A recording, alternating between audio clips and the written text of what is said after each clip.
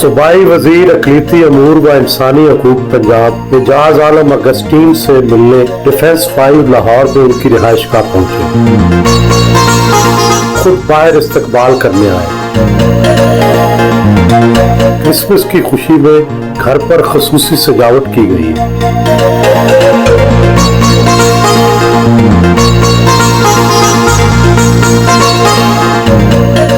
पंजाब के सूबाई वजीर की हैसियत से 3 अहम तरीन पोर्टफोलियो आपके पास हैं।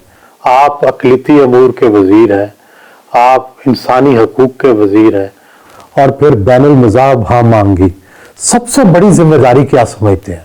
जो अहम जिम्मेदारी है, मैं समझता हूँ कि चूँकि माइनॉरिटी राइट्स और ह्यूमन राइट्स ये आपस में लिंक करते हैं, तो बुनियादी तौर पर जो यहाँ की पंजाब की मजहबी अक़लीतें हैं उनको अपलिफ्ट करना मैं समझता हूँ कि ज़्यादा एक अहम काम है।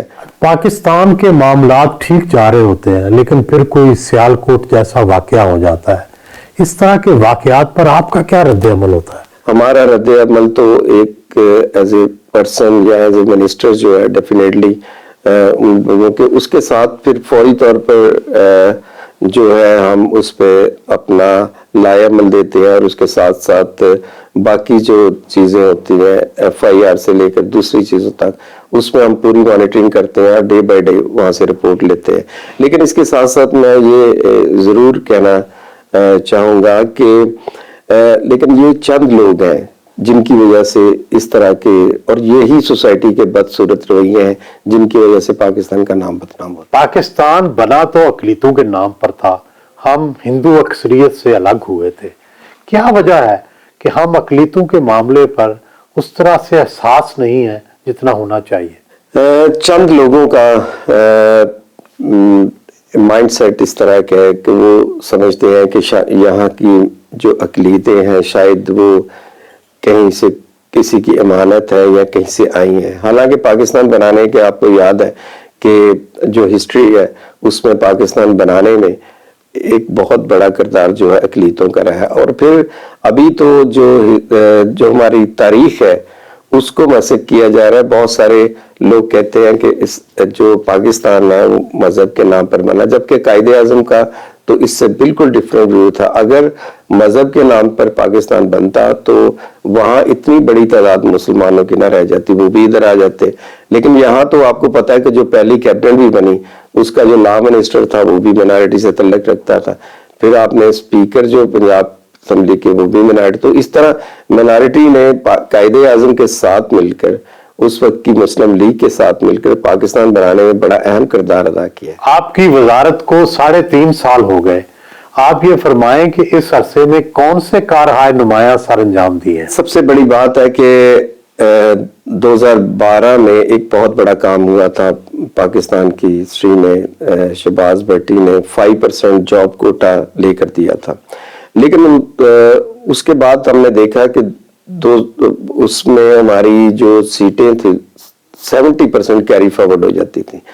तो हमारी बुनियादी वजह थी कि हमारे पास सूटेबल कैंडिडेट नहीं थे। तो हमने बड़ी इसके सोच विचार के बाद ये देखा कि जब तक हम अपनी माइनॉरिटीज को, खासतौर पर रिलीजियस माइनॉरिटीज को जो है वो हायर एजुकेशन में नहीं लेकर आएंगे, उस वक्त तक हम ये जो फैंसी जॉब्स हैं ये सीटें फिल नहीं कर सकते। तो पाकिस्तान की तारीख में पहली दफ़ा पंजाब से मैंने वज़ीर आला साहब से और उस प्राइम मिनिस्टर पाकिस्तान के डायरेक्शन के मुताबिक हमने पंजाब में पहली दफ़ा हायर एजुकेशन में जो है माइनॉरिटीज़ के लिए कोटा रखा है। तो मैं समझता हूँ कि ये एक बहुत बड़ा लैंडमार्क है। इसके साथ साथ पंजाब की पहली इंटरफेथ जो हार्मनी की पॉलिसी है वो हमने बनाई है, जिसको सुप्रीम कोर्ट ने भी उसको बड़ा अप्रिशिएट किया और उन्होंने बकायदा लेटर्स दिए हैं। और इसके साथ साथ उन्होंने कहा कि बाकी सूबों में भी हम इसको लागू करेंगे।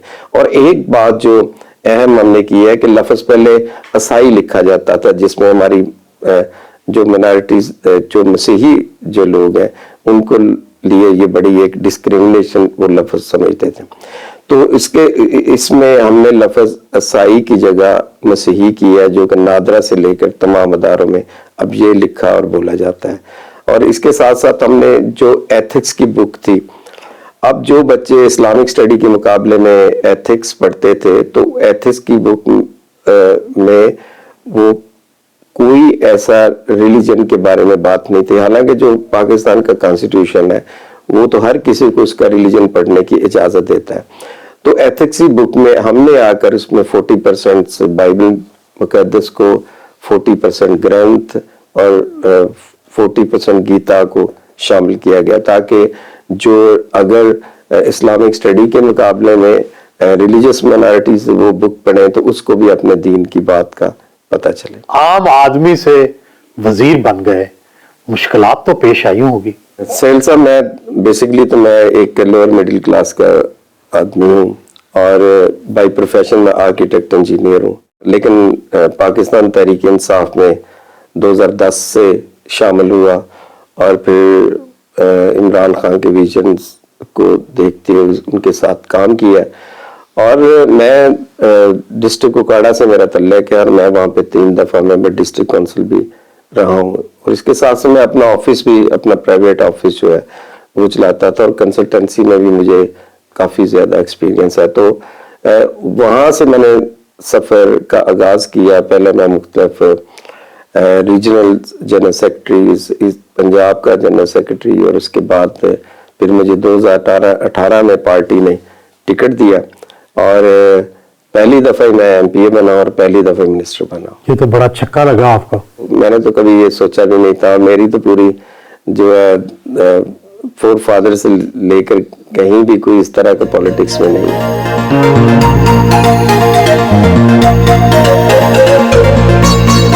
नाश्ता फैमिली के हमरा किया, देसी साग और पाए का नाश्ता पेश किया गया। एजाज आलम साहब कैसे शौहर हैं, कितना लड़ते हैं आपसे?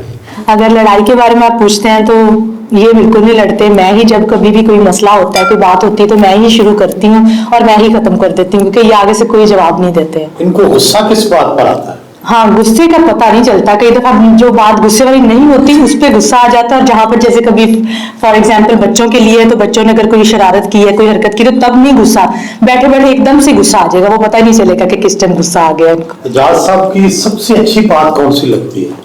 सबसे अच्छी बात जो मुझे लगती है कि सबके लिए बहुत केयरिंग है, पूरी फैमिली के लिए। मतलब सिर्फ एज ए, मतलब मेरी वाइफ होते हुए नहीं मैं बता रही, मतलब बच्चों के लिए नहीं, अपनी पूरी फैमिली के लिए।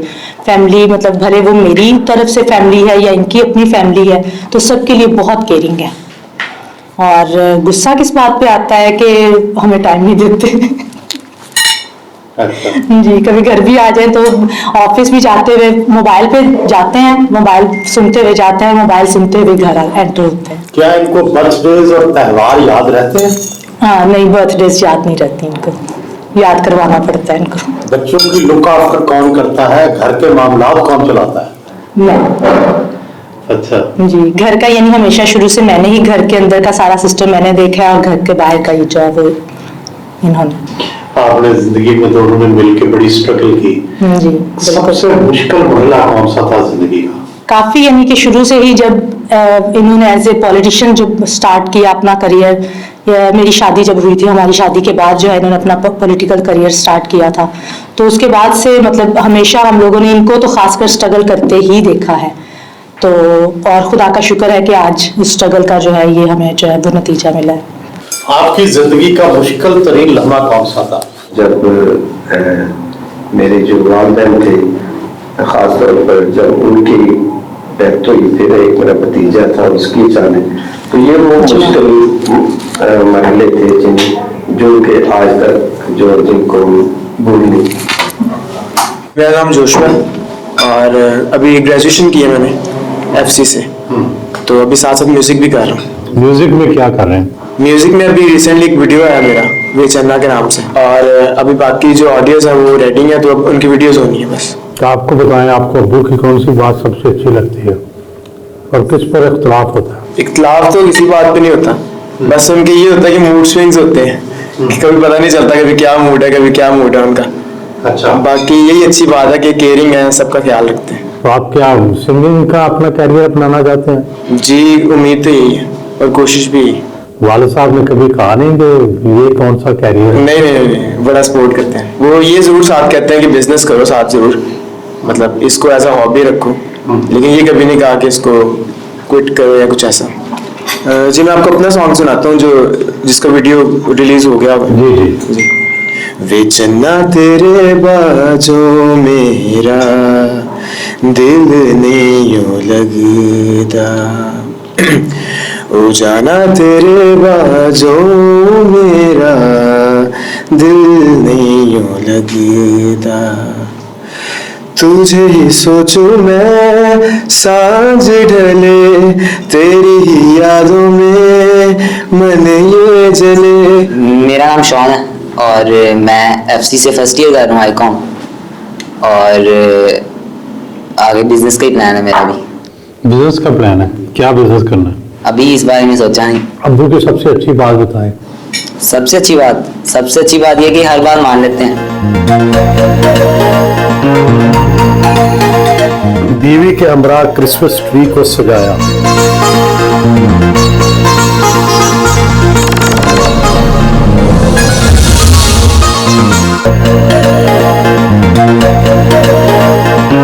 घर से रवाना हुए। मसीह होने के नाते आपको अक्सरियत के तस्सुबात और तंग नजरी का सामना करना पड़ा आगे बढ़ते हुए?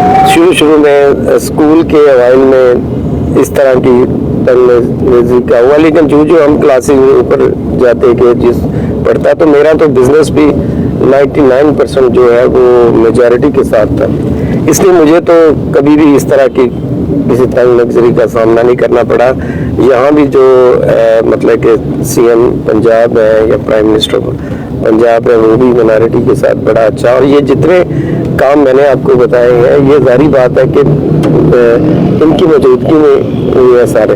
तो बहरहाल मैं ये नहीं कहता कि सब अच्छा है, कहीं ना कहीं जो इस तरह की सूरत हाल पैदा हो जाती है, जबकि बहुत सारे जो हमारे मसीही लोग हैं उनको इस तरह की तंग नजरी का सामना करना पड़ता है। आपने आर्किटेक्चर की तालीम हासिल की और बाद में इससे प्रैक्टिस भी किया, कितने के घर बना चुके हैं अब तक? मैं तो सुहेल साहब हजारों घर जो है मैंने डिजाइन किए हैं। मैंने इस्लामाबाद से लेकर मुल्तान तक जो है घर डिजाइन किया। इसके अलावा मैंने अपना टेक्सटाइल मिल्स भी जो उज़्बेकिस्तान में भी और दूसरी जगहों पर भी डिज़ाइन की है। तकरीबन मुझे 30 साल का एक्सपीरियंस है आर्किटेक्चर्स में, तो मैं समझता हूँ कि इसमें मैंने जितना काम किया मेरा ये पैशन है, और मुझे आज भी जो है अपने इन सियासी मजबूरियों की वजह से अपने काम से दूर हूँ, लेकिन मुझे डेफिनेटली क्योंकि मेरा क्रिएशन बहुत ज़्यादा, तो मुझे क्रिएटिविटी जो है ना अच्छी लगती है। आजकल अपना आर्किटेक्चर की प्रैक्टिस तो कर नहीं रहे, तो क्या तनख्वाह पर सियासत और जिंदगी का गुजारा हो जाता है? आर्किटेक्चर में अपना शौक पूरा कर रहा हूँ। मैंने बहुत सारे जो मिनिस्टर्स हैं उनके घर मैंने डिज़ाइन किए हैं, आकर मैं अपना जो है कर रहा हूँ। लेकिन जहाँ तक आपने तनख्वाह की बात की, देखिए मैं मेरे ख्याल पूरी कैबिनेट में वाहिद मिनिस्टर हूँ जो अभी तक किराए के घर में रहता हूँ, मेरा अपना कोई ज़ाती घर नहीं है। तो मेरा तो पहले भी मेरा, क्योंकि मेरे वसाइल जितने हैं मैं उतना ही करता हूँ, तो पहले भी मैं कोई बहुत ज़्यादा कोई फ्यूडल लॉर्ड नहीं है कि जो इतने ज़्यादा, मेरी जितने महदूद से वसाइल है उसी हिसाब से मैं अपना खर्चा करता हूँ। वार रोड पर सेक्रेड हार्ट कैथेड्रल चर्च पहुंचे।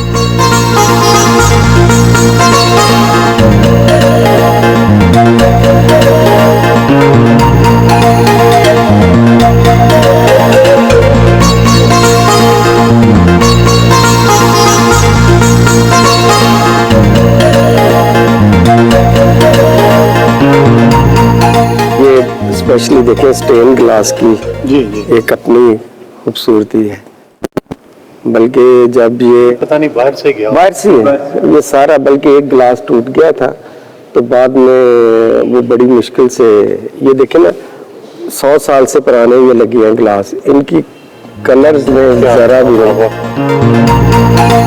चर्च का दौरा किया और इसकी तारीख बारे बताया।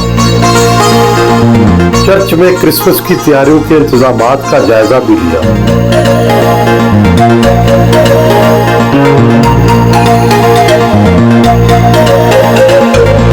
चर्चेज और गुरुद्वारों की मुरम्मत, क्या रिलीजियस टूरिज्म के हवाले से भी आपको इक़दामात उठा रहे हैं? जब से पाकिस्तान तहरीक इंसाफ की हुकूमत आई और प्राइम मिनिस्टर का ये विजन है रिलीजियस टूरिज्म का, जिसकी वजह से आपको पता है कि करतारपुर कॉरिडोर एक बहुत बड़ा काम किया गया है। तो हमने पंजाब में रिलीजियस टूरिज्म के हवाले से जो चर्चेज जिनकी हिस्ट्री कम से कम 100 साल से पुरानी है, उनको रेनोवेशन का काम कर रहे हैं। आज हम जिस चर्च में खड़े हैं, ये सेक्रेड हार्ट कैथीड्रल लाहौर का कैथीड्रल है और इसकी रेनोवेशन पे ऑलमोस्ट तकरीबन 9 करोड़ रुपया खर्च आया है कि इस चर्च की बिल्डिंग को बने हुए 135 साल हो गए हैं। और ये बेल्जियम गवर्नमेंट ने बनाई थी और इस बिल्डिंग को बेल्जियम में स्टेट ऑफ द आर्ट करार दिया हुआ है। जो इसकी ओरिजिनलिटी है उसका बड़ा ख्याल रखा गया, क्योंकि बाई प्रोफेशन मैं खुद आर्किटेक्ट हूँ, तो मैंने इन छोटी छोटी चीज़ों का बहुत ख्याल रखा। बल्कि जब ये चर्च बनाई था तो उस ज़माने से एक बेसमेंट भी थी जिसको हमने अभी खोला है और उसके अंदर रेनोवेशन किया और उसको हम सुवेनियर शॉप बना रहे हैं। तो इस तरह के मुल्तान में भी, हमारे पिंडी में, फिर हमारे गुरुद्वारा हैं और फिर सियालकोट में हमारा शिवाला जो मंदिर है 1000 साल पुराना मंदिर है, उनकी भी रेनोवेशन का काम जारी है। तो पंजाब में ये सारा रिलीजियस टूरिज्म का हम काम कर रहे हैं। Arc bishop of Lahore Sebastian Francis Shah से मिलने पहुंचे।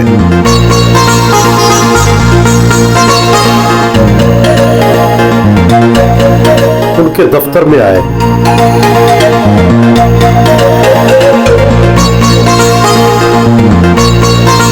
जब से इजाज़ आलम इस हुकूमत में आए, फिर खुदा ने उनको ये भी जिम्मेदारियां दी कि वो इंसानी हकूक़ के लिए और ख़ुसूसी तौर पर मिनॉरिटीज़ के लिए काम कर रहे हैं। तो उन्होंने सब लोगों के लिए, जितने लोग हैं सबके लिए इंसानी हकूक़ के तहत काम करते हैं। फिर इंटरफेथ डायलॉग को बहुत प्रमोट किया है, तो ये बड़ी अच्छी बात है। मैं 3 दिन पहले पंजाब यूनिवर्सिटी में था, तो वहाँ पर हमने आलमी दिन इंसानी हकूक़ का मनाया। तो वहाँ पर पता चला कि अभी जितनी भी फैकल्टीज़ हैं, उनके जो डिपार्ट हैं उनके अंदर 2% जो मिनॉरिटी का है, हिंदू हो, सिख हो, क्रिश्चियन हो, वो आने शुरू हो चुके हैं और हुकूमत पंजाब फराख दिली के साथ उनको ले रही है। इसके अलावा मरियमाबाद हमारी नेशनल मैरियन ज़ियारतगाह है, कौमी ज़ियारतगाह है। उसके लिए इजाज़ साहब के साथ, गवर्नर साहब के साथ एक दफ़ा कोई मीटिंग थी, तो बातचीत हुई, तो वो भी, उस पर भी रेनोवेशन का काम हो रहा है।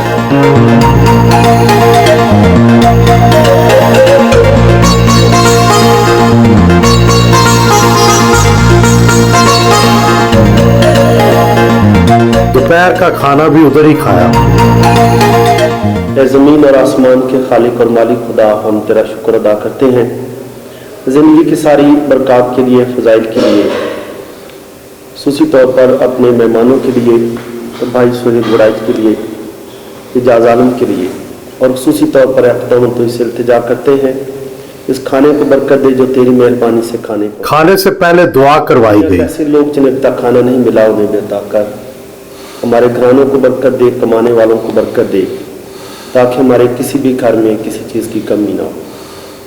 और दुआ भी करते हैं हमारे मुल्क को बरकत दे, इस धरती को बरकत दे, ताकि ये लगातार अनाज उगाती रहे और इंसानों और चरिंद परिंद की ज़रूरतें पूरी होती रहे, मसीह खुदावंद के वसीले से। आमीन।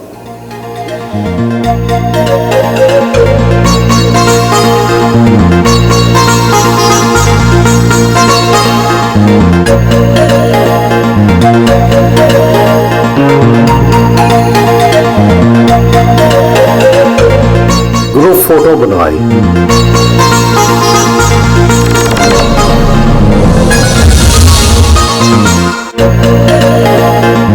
आपके हॉबीज क्या हैं अदर देन सियासत और अदर देन अपने काम के? म्यूजिक सुनना। इस तरह का म्यूजिक सुनते हैं? म्यूजिक मुझे न्यू क्लासिकल जो है वो अच्छा लगता है। तो क्लासिकल भी कोई अच्छी चीज़ हो, गज़ल भी हो तो अच्छी लगती है, कोई अच्छी लिखी गई हो, अच्छी गाई गई हो। शायरी के साथ मुझे इस हद तक शौक है, मुझे अच्छे शेर सुनने का शौक है, लेकिन बदकिस्मती से मुझे शेर कभी याद नहीं रहते।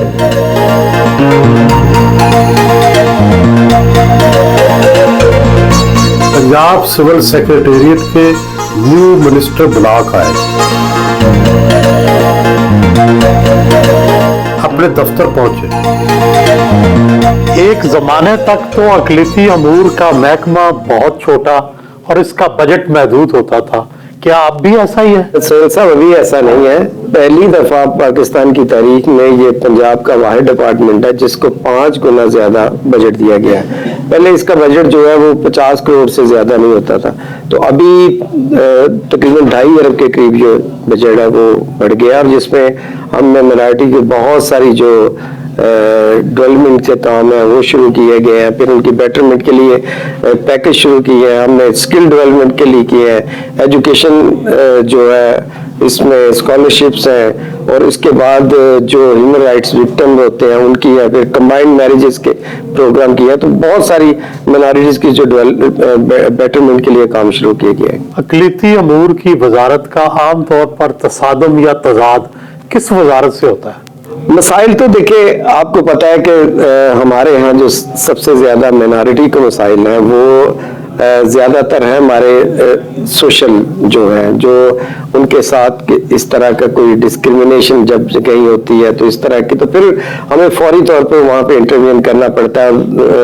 तो चूंकि कुछ लोगों का माइंडसेट इस तरह का है कि वो जो है इस तरह उनको मिनॉरिटी को कबूल नहीं करते जिस तरह करना चाहिए।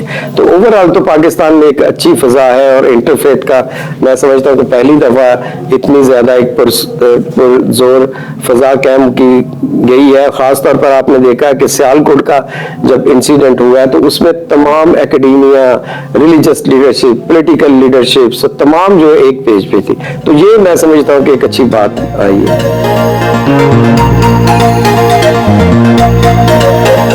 साइलीन के मसाइल सुने और दफ्तरी अमूर निपटाए।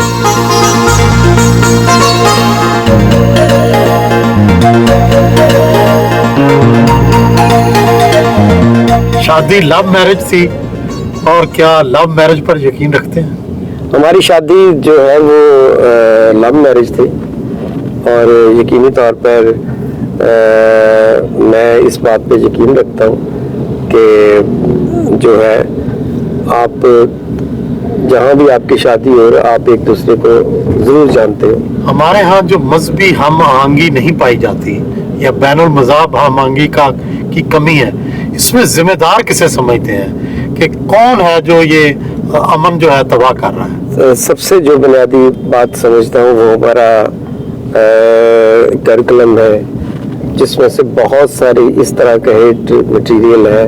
अभी हमने पिछले दिनों हमने 188 किताबों में जो पंजाब टेक्स्ट बुक की उसमें हेट मटेरियल को ख़त्म किया है।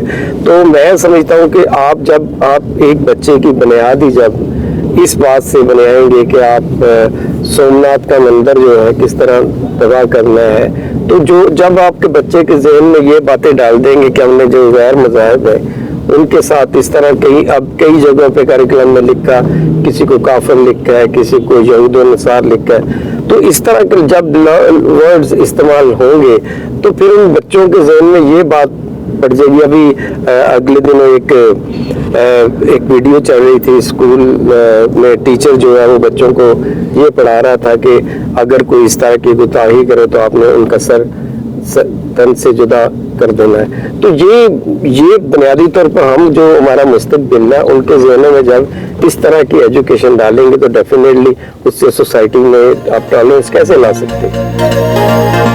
अल मुस्तफा आई ट्रस्ट अस्पताल पहुंचे।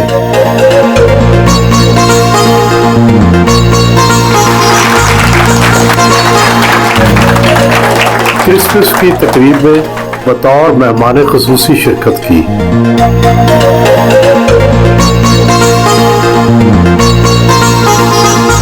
मुझे पहली दफ़ा यहाँ आने का इत्तेफाक हुआ है, और इंशाल्लाह मैं आप लोगों को यकीन दिलाता हूँ कि मेरी मिनिस्ट्री की तरफ से आप जब भी मेरी कहीं भी आपको मदद की जरूरत हो, मेरी मिनिस्ट्री आपके साथ तावन में रहेगी। बहुत बहुत शुक्रिया। क्रिसमस का खसूसी केक काटा।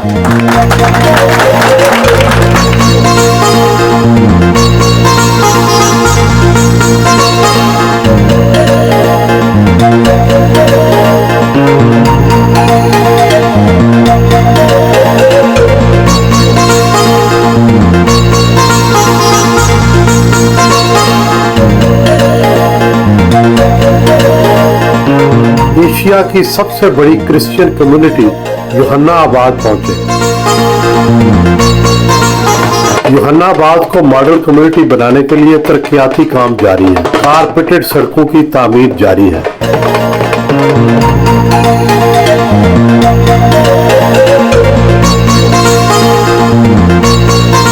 कोट लखपत में पास्टर अनवर के घर पहुंचे।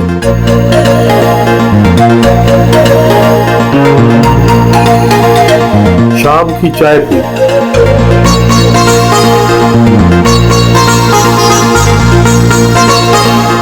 निदा अनवर के हमरा FGA ग्राउंड बिहार कॉलोनी पहुंचे।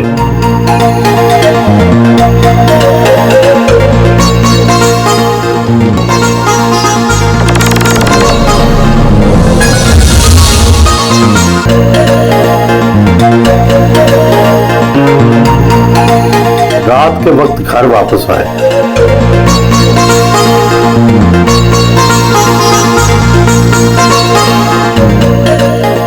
आपने तो बतौर आर्किटेक्ट भी प्रैक्टिस की है। इमरान खान का जो ख्वाब है 50 लाख घर बनाने का, वो कैसे पाया तकमील को पहुंच सकता है? हाँ बिल्कुल दुरुस्त कह रहे हैं आप। उसमें मुश्किलात जरूर है, स्पेशली तौर पर पंजाब में चूंकि ईंटों से घर बनते हैं, तो उसकी वजह से आपको पता है कि बहुत दफ़ा जो भट्टे हैं वो उनको पंजाब गवर्नमेंट ने एनवायरनमेंट्स भी एक हमारा सब्जेक्ट है कि जिसमें भट्टों में वो उस तरह के ईंधन जलाया जाता है जिससे स्मोक और दूसरी इंसानी जानों को ज़ाया होता है। तो गवर्नमेंट ने ये कहा है कि इनको जिग-जैग टेक्नोलॉजी पे शिफ्ट करें। तो अभी तक भट्टों वालों ने भी कभी हड़ताल हो जाती, तो इस वजह से मैं समझता हूँ कि ये आपकी बात दुरुस्त है। लेकिन अभी जो हमारे जो हाउसिंग के मिनिस्टर हैं असद कोकर साहब, उन्होंने एक कंपनी के साथ MOU कर रहे हैं जो कि पूरी दुनिया में पैटर्न चल रहा है कि उसका एल्युमिनियम स्ट्रक्चर के साथ वो करते हैं और वो 7 दिन में एक घर बना लेते हैं। तो इस तरह मैं समझता हूँ कि ये इस तरह का काम अगर पहले शुरू हो जाता तो अब तक मेरे ख्याल में वो घर जो है बन चुके होते। 1998 की मरदमशुमारी के मुताबिक जो अकलीतों की फीसद तादाद थी वो 3.72 थी, लेकिन 2017 में ये कम होकर 3.53 रह गई।